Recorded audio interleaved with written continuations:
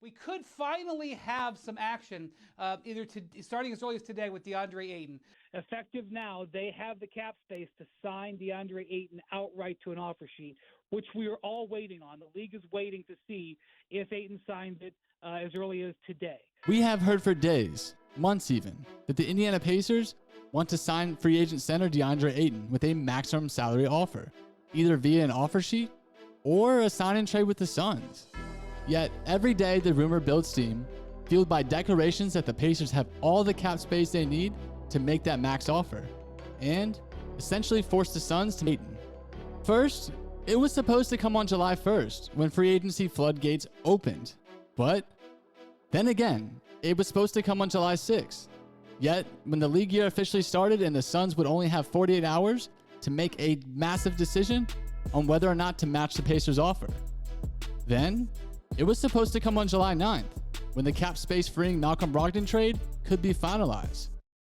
But it's supposed to be today, July 11th, when Brogdon finally passes his physical for the Celtics. Still, Indiana Pacers faithful are waiting. Now, we all gonna ask ourselves, what's with all the delays? And myself, I've wondered why the Pacers are still waiting for all that cap space. Because if the Suns and Pacers are going to agree on a sign and trade anyways, agreeing to a sign and trade means you only need the cap space for the difference in salaries. And didn't the Pacers always have 13 plus million in space for the difference between Ayton's 31 mil and Turner's 18 mil? Apparently, I don't know the answer, and neither does a lot of other folks. So it has to be somewhere in between.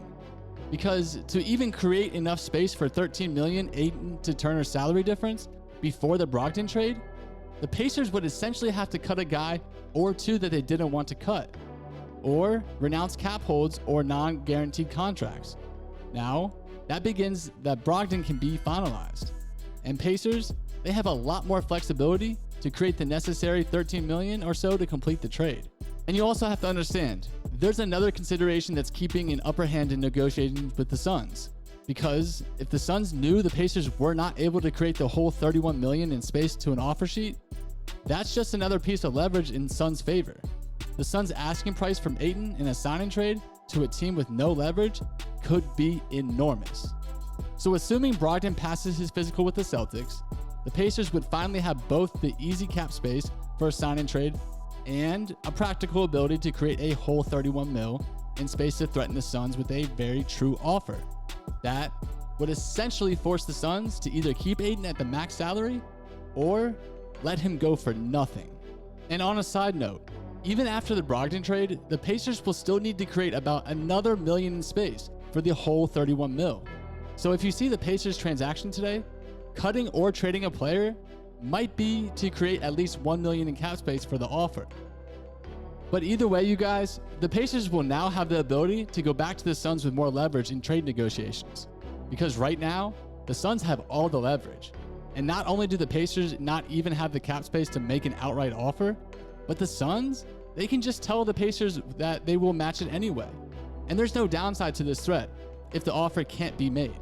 So, in a sign and trade negotiations, the Suns could be asking for the moon, the stars, and the entire galaxy. Plus, you guys need to remember, if Gobert got a handful of players and 5 draft picks, then why not Turner getting plus 2 or 3 draft picks for Ayton? Or why not ask for Chris Duarte to be thrown into the deal too? Now, that's something that the Pacers, they just couldn't do. But once the Pacers really can put the full offer sheet on the table, suddenly the Suns' bluff has been called. So the Suns would have to put their money where their mouth is. And I don't think that they're willing to do that. So keep them at the max or lose them for nothing. Pay the luxury tax, get stuck with the untradeable Ayton for 6+ months, or regress as a team. On the other side, almost certainly the Pacers don't want to have to issue a full offer sheet. Because once that's done and Ayton signs it, the Suns will have all the power to match it and keep Ayton. The Pacers will have done a ton of work and got nothing to show for it. The only other free agent out there worth a bunch of cap space right now is Colin Sexton, who's also a restricted free agent.